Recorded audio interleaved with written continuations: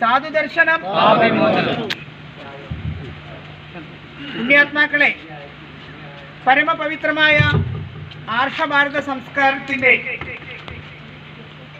അടിത്തറയായി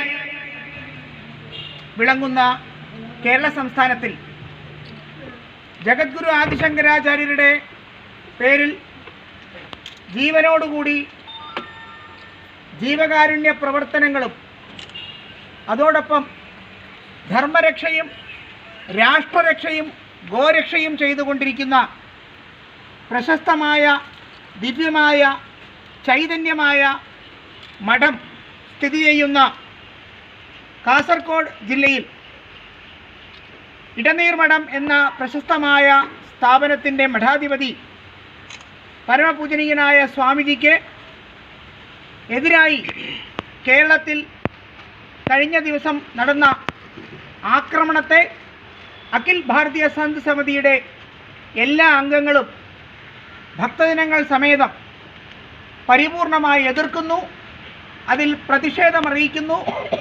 ഈ ആക്രമണം ഗൂഢാലോചനയാണ്. കേരളത്തിലെ സന്യാസി മഠങ്ങളെയും സന്യാസി സ്ഥാപനങ്ങളെയും ആക്രമണ പാതയിൽ കൊണ്ടുവന്ന് അവരുടെ സമ്പത്തും സ്ഥലവും നിലവും ആശ്രമ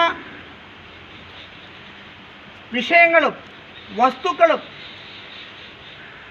സ്ഥാവര ജംഗമ വിഷയങ്ങളും തട്ടിയെടുക്കാൻ നടത്തുന്നതായ ഈ ഗൂഢാലോചനയെ അഖിൽ ഭാരതീയ സന്ത് സമിതി,